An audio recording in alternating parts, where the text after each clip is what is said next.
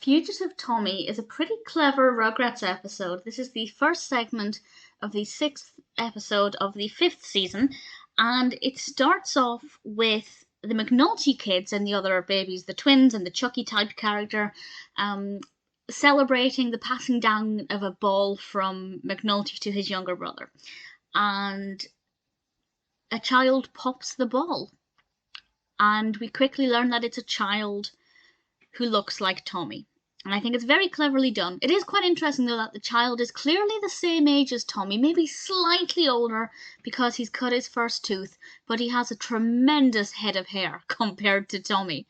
But they're both wearing blue shirts and diapers, and the McNulty and the other babies assume it's Tommy and blame Tommy and spend the episode trying to capture him after he runs off. I like that they put his fingers in a finger trap as a kind of, handcuffs, which I thought was a pretty clever idea. And they also found a way that Tommy could have popped the ball, and he could have used his screwdriver. But what annoyed me a little bit is that when Tommy lost his screwdriver, he said, "I wish I had my screwdriver." But he normally calls it a stew driver, so I thought that was a bit of an oversight. I mean, I say it annoyed me. It didn't really annoy me that much, more of an observation. But I think it was a really clever episode, and the reason for the ball popping was actually kind of moving. And I think it could make some parents think as well. If your child, roughly the same age as Tommy, or the other baby, is biting, maybe it's not because they have this need to bite.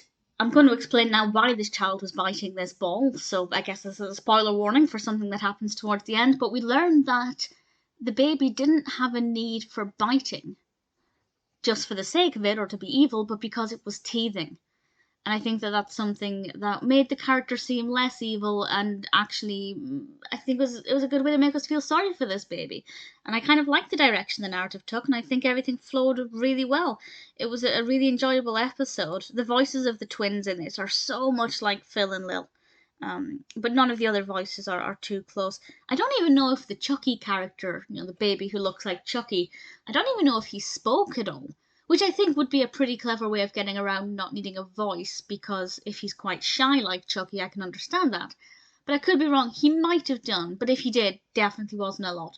I also like that Grandpa was playing chess with the other baby's grandparents. I rather enjoyed that, and I really liked how the chess pieces were animated too. Definitely a really solid episode, well animated, well written, great cast of babies. Really thoroughly enjoyed it.